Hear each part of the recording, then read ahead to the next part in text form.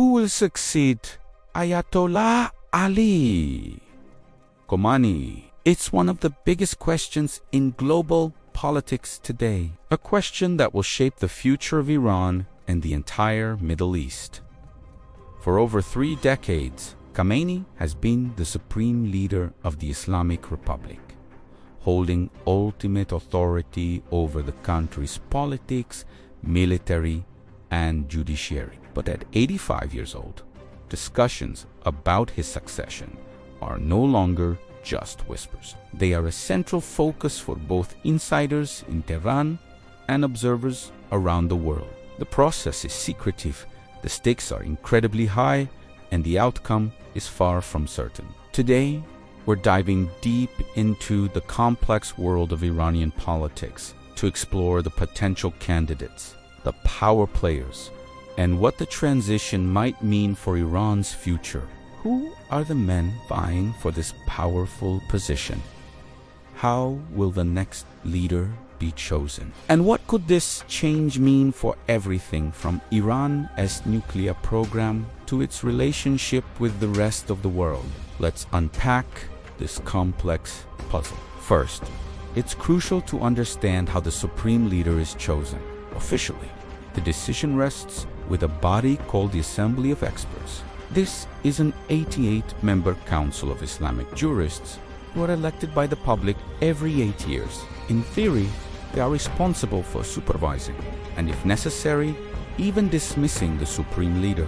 Their most important function, however, is to select the next one. But in reality, the process is far more political and less straightforward than it sounds. The Guardian Council, another powerful body, vets all candidates for the Assembly of Experts, ensuring that only those loyal to the current establishment can run. This means the Assembly is not a truly independent body. The real decision-making will likely happen behind closed doors, influenced by powerful institutions like the Islamic Revolutionary Guard Corps, or IRGC, the powerful security and economic force that answers directly to the supreme leader. The IRGC's preference will carry immense weight, as they will need to support and protect the new leader.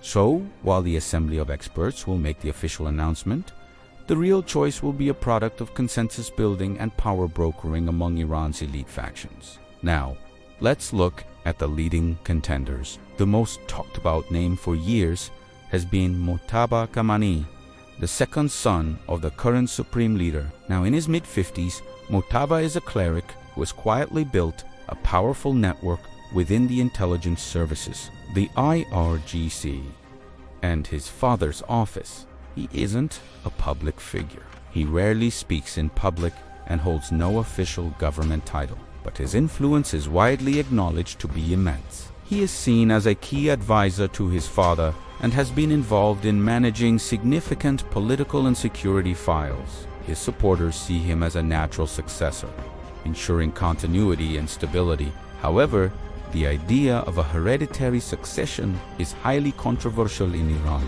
The 1979 revolution was fought, in part, against the monarchy. Appointing the son of the previous leader could be seen as betraying that core principle, turning the Islamic Republic into a de facto dynasty.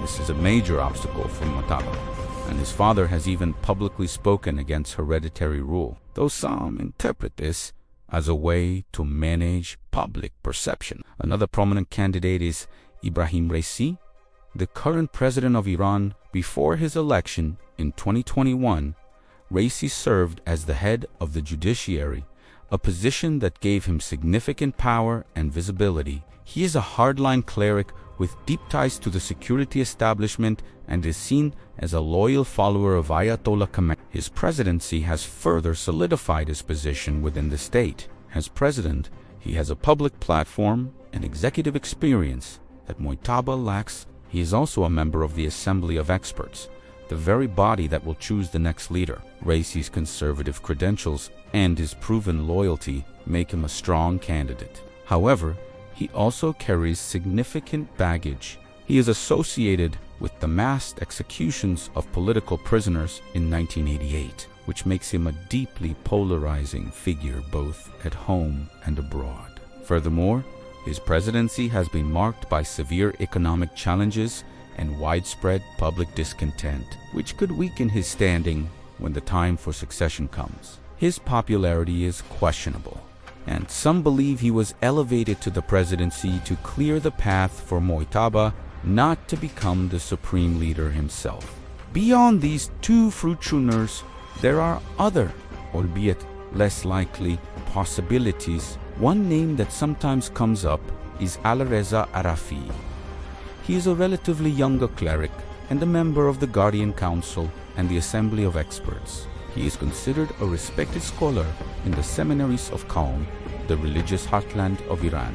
Arafi is seen as a more traditional, scholarly figure who could potentially be a compromise candidate if a deadlock emerges between the supporters of Mojtaba Khamenei and Ibrahim Raisi. He doesn't have the same political baggage as Raisi or the dynastic controversy of Mojtaba. However, he also lacks their powerful political networks and public recognition, making him a dark horse in the race. His selection would signal a shift back towards a more seminary-focused leadership.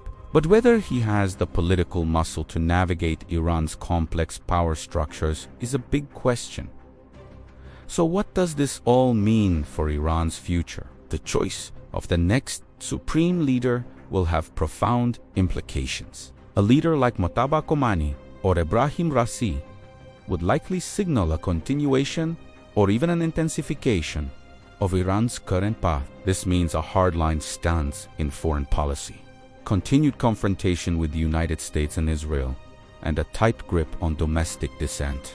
The IRGC's influence would almost certainly grow, further militarizing the state and the economy. This would likely lead to greater international isolation and continued economic hardship for the Iranian people. The focus would be on regime survival and ideological purity above all else.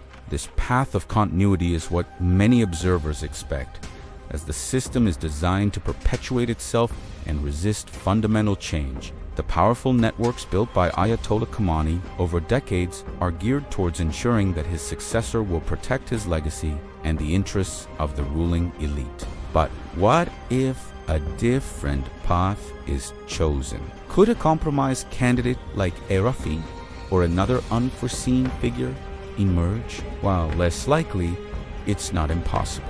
A severe crisis, whether economic or political, could force the elites to choose a leader who is perceived as more capable of managing the country and easing public anger. Such a leader might be more pragmatic, potentially opening up space for limited economic reforms or a more de-escalatory foreign policy. This wouldn't mean a sudden transformation into a liberal democracy. Far from it. The fundamental structure of the Islamic Republic would remain, but a different leader could change the tone and priorities, perhaps focusing more on domestic issues and less on ideological foreign adventures. The succession is a moment of potential vulnerability for the regime, and a misstep could trigger significant instability. The elite are acutely aware of this, and their ultimate goal will be to manage the transition smoothly to ensure their own survival. The succession of the supreme leader is more than just a political event. It will be a defining moment for a generation of Iranians. The country is at a crossroads. It faces crippling economic sanctions, growing environmental crises, and a young, restless population that has repeatedly shown its frustration through mass protests. The next leader will inherit these immense challenges. Will they double down on the policies of the past, or will they recognize the need for a new direction? The answer will determine the fate of millions of people and the stability of a critical region. The world watches as the power players in Tehran maneuver for position in a silent, high-stakes game of succession. The outcome remains uncertain, but one thing is clear. The post-Khamenei era in Iran will bring change, and the nature of that change will be felt far beyond its borders. Thank you so much for watching. This is a topic with many layers, and we've only scratched the surface today. What are your thoughts on the succession? Who do you think is the most likely candidate? Let me know in the comments below. If you found this video informative, please give it a thumbs up and subscribe to the channel for more deep dives into global politics. Hit that notification bell so you don't miss our next video. Thanks again, and see you next time.